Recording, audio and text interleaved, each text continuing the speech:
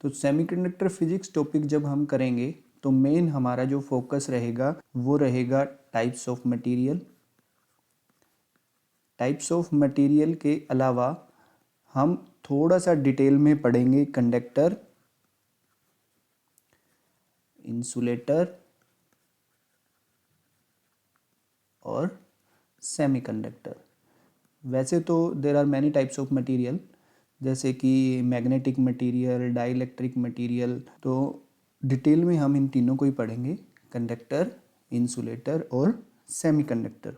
इनके अलावा हम थोड़ा सा एटॉमिक स्ट्रक्चर का जो हमारा टॉपिक है वो भी इस वीडियो में टच करेंगे। और एटॉमिक स्ट्रक्चर हम डिटेल में ना पढ़ते हुए सिर्फ 2 या 3 जो हमारे एलिमेंट हैं, जैसे जर्मेनियम और सिलिकॉन, जो कि बेसिकली सेमीकंडक्टर मटेरियल हैं, तो इनको ही हम डिटेल में थोड़ा सा देखेंगे। तो चलिए स्टार्ट करते हैं। सबसे पहले हम डिस्कस करते हैं there are various types of material. जैसा कि अभी थोड़ी देर पहले मैंने बताया बच्चों कि टाइप्स ऑफ मटेरियल को अगर हम क्लासिफाई करें तो सबसे पहले हम कह सकते हैं कंडक्टर या कंडक्टिंग मटेरियल। जो सेकंड टाइप है वो है इंसुलेटिंग मटेरियल, या इनको हम इंसुलेटर्स भी बोल देते हैं। और जो थर्ड टाइप का मटेरियल है that is semi conducting material, या इनको हम सेमी कंडक्टर्स भी बोल देते हैं। मेन 3 हैं। इनके अलावा अगर और टाइप्स हम डिस्कस करें तो वो है डाई इलेक्ट्रिक मटेरियल और magnetic material. And there are some special types of material also which can be used for some special purpose, but हम इन 5 टाइप्स में ही मटेरियल को डिवाइड करते हैं या मटेरियल्स को क्लासीफाई करते हैं। तो चलो अब हम इन तीनों को थोड़ा सा डिटेल में पढ़ते हैं। पहले है कंडक्टर, दूसरा है इंसुलेटर और तीसरा है semiconductor. Conducting materials are those, या कंडक्टर वो मटेरियल होते हैं which allows current to pass through them. मतलब ये वो मटेरियल हैं जो कि करंट को अपने अंदर से पास होने देते हैं। इसके एग्जांपल हम देखें तो मोस्टली मेटल्स आर दोज, जैसे हमारा एल्युमिनियम हो गया, कॉपर, आयरन, मीन्स जिनके अंदर से करंट फ्लो कर सकता है, दोज आर कंडक्टर। अगर इंसुलेटर की हम बात करें तो insulator are those material which do not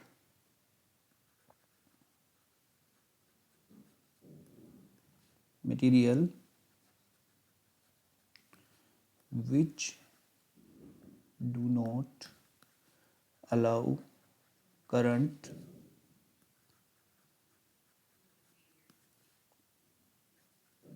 to pass through them।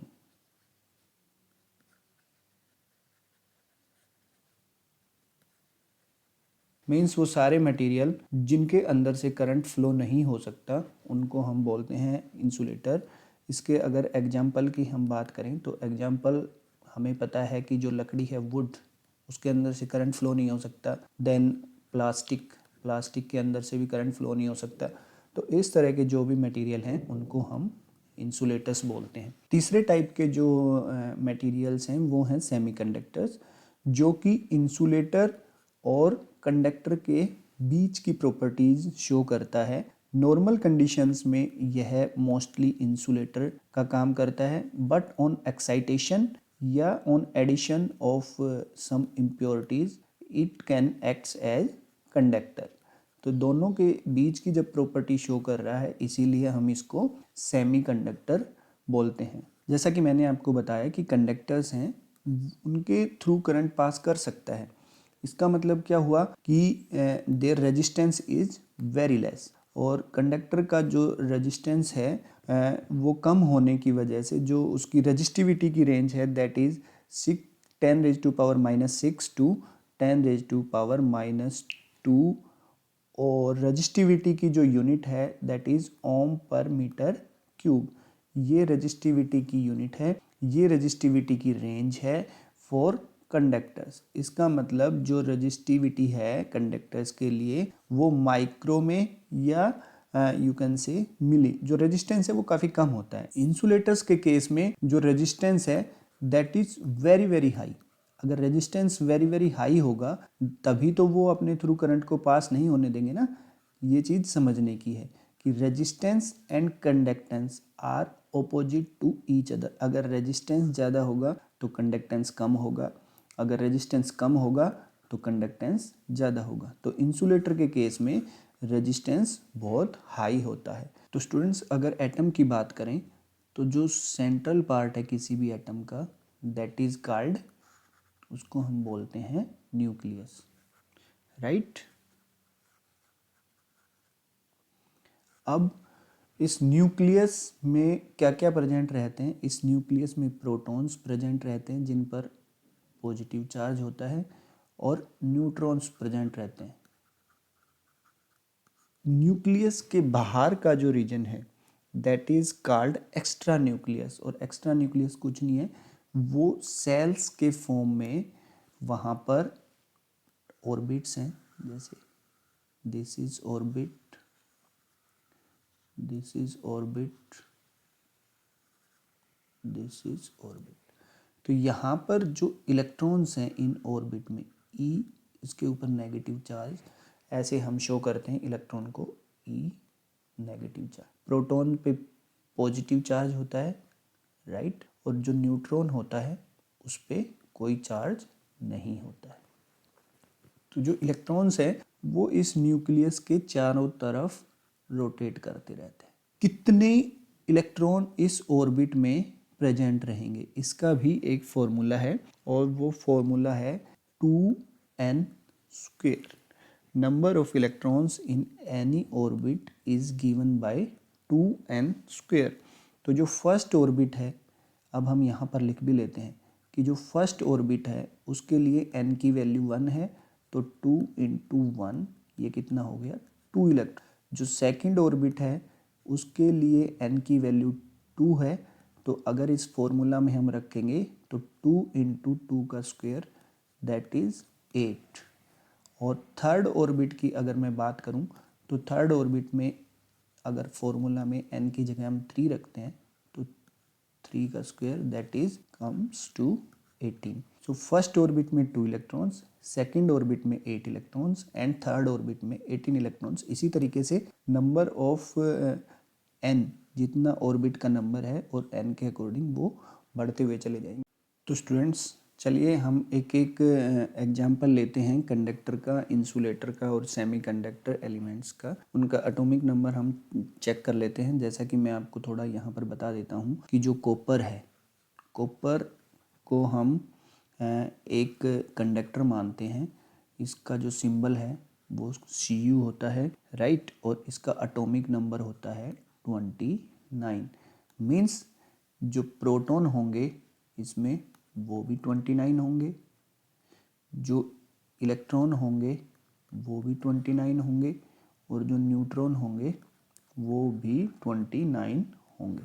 अभी जो हमने डिस्कस किया था, सबसे जो बीच का पार्ट है, central part, that is nucleus, और यहाँ पर हम मान लेते हैं कि 29 प्रोटॉन है और 29 न्यूट्रॉन है, राइट। अब रही बात इलेक्ट्रॉन्स की, तो इलेक्ट्रॉन्स अभी हमने देखा है कि जो फर्स्ट ऑर्बिट है उसमें 2 इलेक्ट्रॉन, जो सेकंड ऑर्बिट है उसमें 8 इलेक्ट्रॉन, और जो थर्ड ऑर्बिट है उसमें 18 इलेक्ट्रॉन। इनके अलावा अगर ज़्यादा है तो वो फोर्थ ऑर्बिट में जाएंगे। हम अगर कॉपर की बात करें तो कॉपर में 29 इलेक्ट्रॉन्स हैं, तो फर्स्ट ऑर्बिट में 2 आ गए। मैं यहाँ पर ड्रॉ कर देता हूँ, ये हमारी फर्स्ट ऑर्बिट, ये 2 इलेक्ट्रॉन्स E माइनस। ये हमारी सेकंड ऑर्बिट, इसमें कितने इलेक्ट्रॉन हो जाएंगे, 1 2 3 4 5 6 7 और 8 इलेक्ट्रॉन।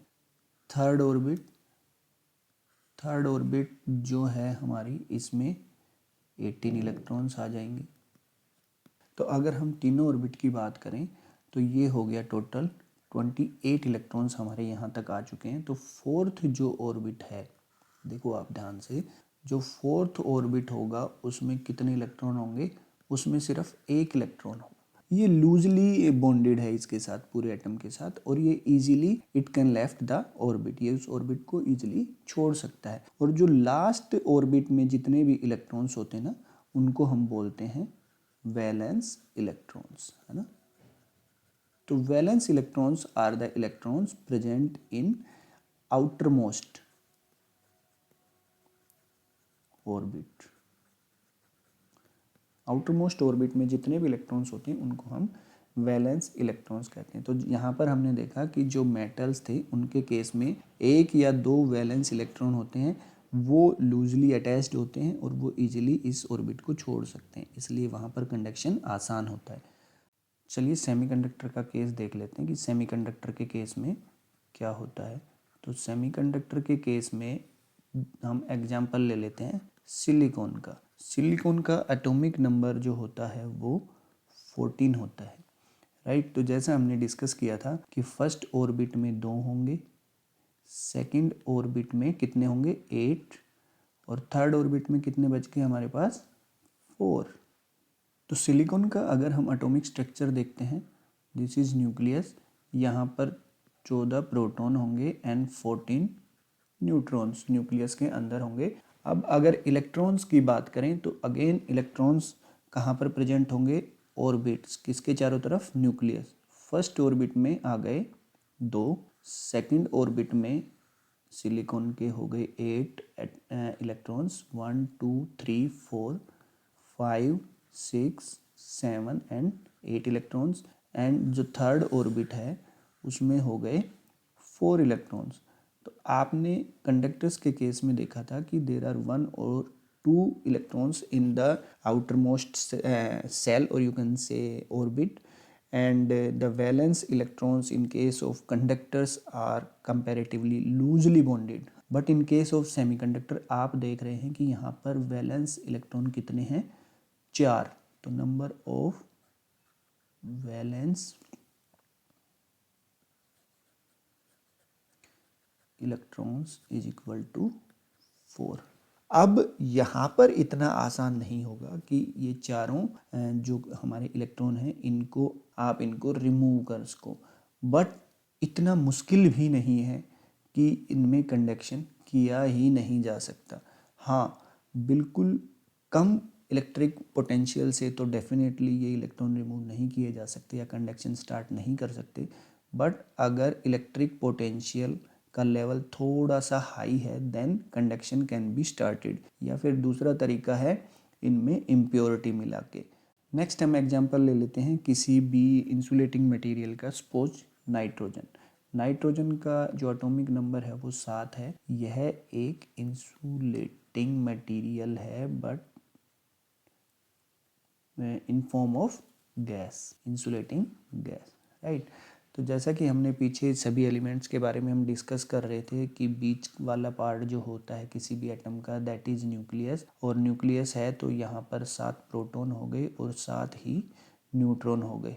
हमने देखा था कि फर्स्ट ऑर्बिट में मैक्सिमम 2 हो सकते हैं, सेकंड ऑर्बिट में मैक्सिमम 8 हो सकते हैं। तो देखिए यहाँ पर 7 इलेक्ट्रॉन है, तो फर्स्ट ऑर्बिट में 2 इलेक्ट्रॉन हो गए। जो सेकंड ऑर्बिट है उसमें कितने हो गए, बचे हुए जो 5 इलेक्ट्रॉन है वो सेकंड ऑर्बिट में। तो हमने कंडक्टर पढ़ा, सेमीकंडक्टर पढ़ा, और अब इंसुलेटर हम पढ़ रहे हैं। तो जैसे जैसे हम आगे बढ़ते जा रहे हैं, कंडक्टर के केस में जो वैलेंस इलेक्ट्रॉन है, दोबारा से मैं बता देता हूँ कि इनको हम बोलते हैं वैलेंस इलेक्ट्रॉन। किनको, जो कि लास्ट ऑर्बिट में हमारे होते हैं उनको हम बोलते हैं वैलेंस इलेक्ट्रॉन। कंडक्टर के केस में वैलेंस इलेक्ट्रॉन 1 या 2 थे, सेमीकंडक्टर के केस में वैलेंस इलेक्ट्रॉन 4 थे, और इंसुलेटर के केस में वैलेंस इलेक्ट्रॉन 4 से ज़्यादा होते हैं। और ये मैं आपको बता देता हूँ, इफ़ वैलेंस इलेक्ट्रॉन्स आर 8, अगर 8 वैलेंस इलेक्ट्रॉन हों, लास्ट ऑर्बिट में 8 इलेक्ट्रॉन्स हों, तो वो एलिमेंट स्टेबल हो जाता है, वो जल्दी से रिएक्ट नहीं करता है।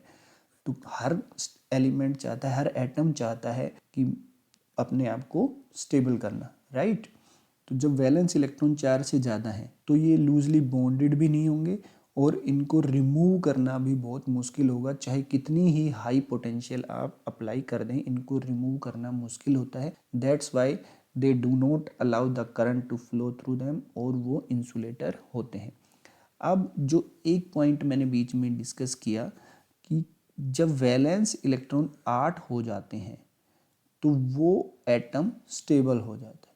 हर atom wants to be stable, और इसी पॉइंट को लेकर जो अब हम डिस्कस करने वाले हैं वो पॉइंट है टाइप्स ऑफ बॉन्ड, कि बॉन्ड कैसे बनाते हैं, टाइप्स ऑफ बॉन्ड। इसमें आपको समझ में आ जाएगा कि ये जो वैलेंस इलेक्ट्रॉन है ये क्या होते हैं और वो आपस में एक दूसरे के साथ कैसे बॉन्ड बनाते हैं। तो चलिए इस जो सब टॉपिक का नाम है उसको हम कह देते हैं बॉन्डिंग इन सॉलिड्स। जो सॉलिड मटेरियल हैं उनमें किस तरह से बॉन्डिंग होती है।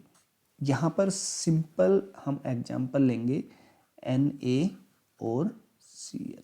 ये देखिए NaCl हमारा कॉमन साल्ट होता है जो हम घरों में यूज करते हैं। वो एक स्टेबल प्रोडक्ट है। अब स्टेबल क्यों है, जबकि Na का जो एटॉमिक नंबर है सोडियम का वो होता है 11 और क्लोरीन का होता है 17।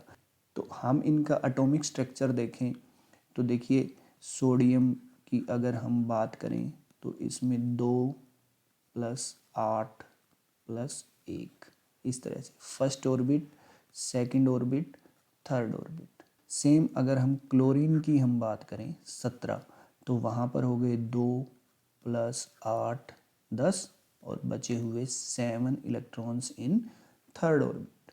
अब इनका अगर हम एटॉमिक स्ट्रक्चर बना लेते हैं, चलिए ये हो गया Na का न्यूक्लियस, ये फर्स्ट ऑर्बिट, ये सेकंड ऑर्बिट और ये थर्ड ऑर्बिट।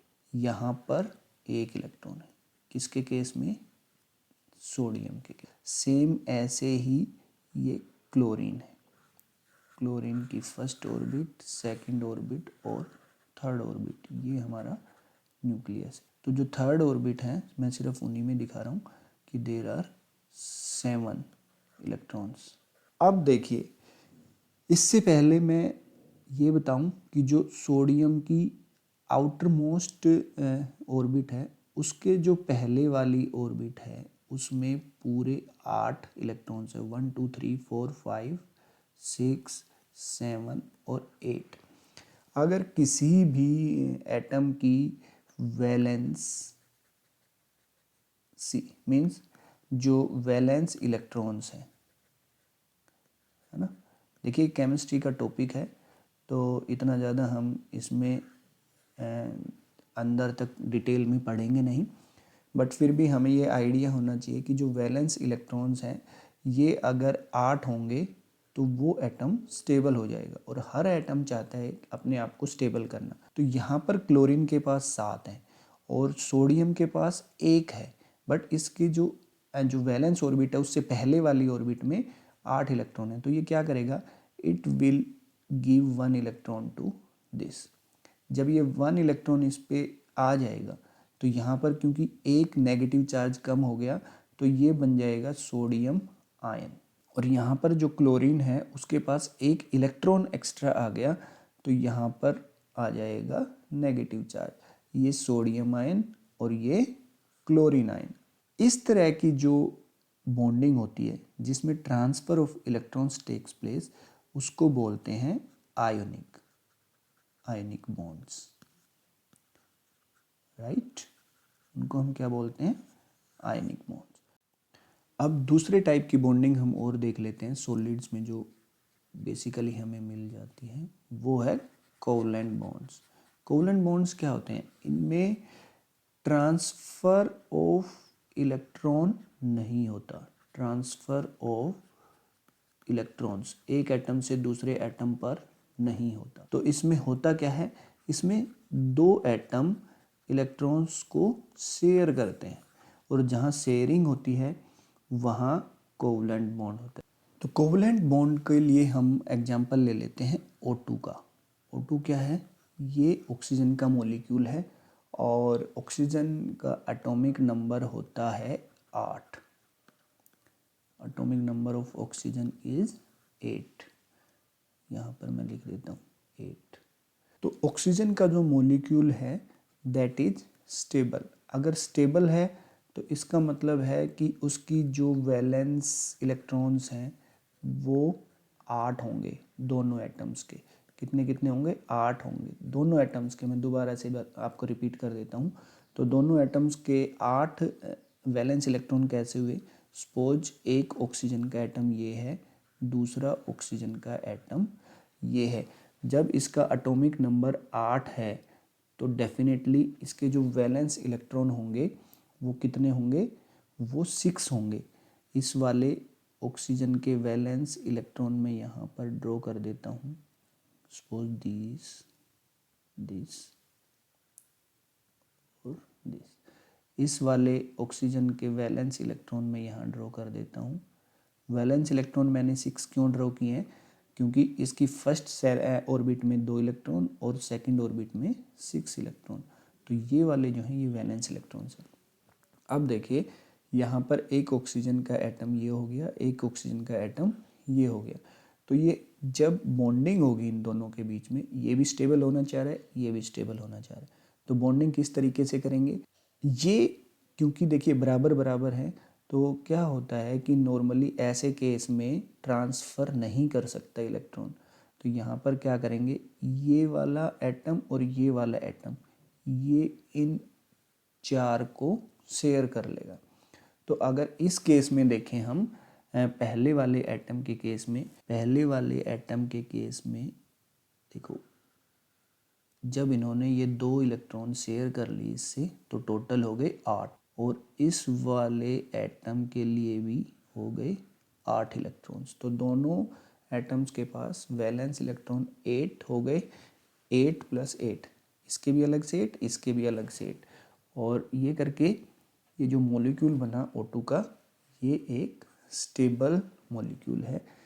इसलिए जो वैलेंस इलेक्ट्रॉन्स हैं वो 8 होंगे हर एक एटम में, तभी वो स्टेबल होगा।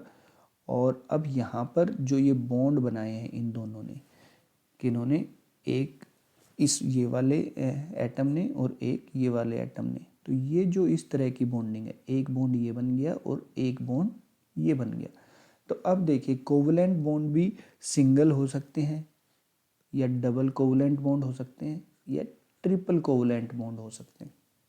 सिंगल कब होंगे? जब एक और एक, मतलब दोनों एटम एक और एक इलेक्ट्रॉन शेयर करेंगे। डबल कब होंगे? जब दोनों एटम्स 2-2 इलेक्ट्रॉन शेयर करेंगे। ट्रिपल कोवलेंट बॉन्ड कब होगा? जब दोनों एटम 3-3 इलेक्ट्रॉन शेयर करता है, तो वो ट्रिपल कोवलेंट बॉन्ड। तो इस तरह से ये डिफरेंस है आयनिक बॉन्ड और कोवलेंट बॉन्ड में।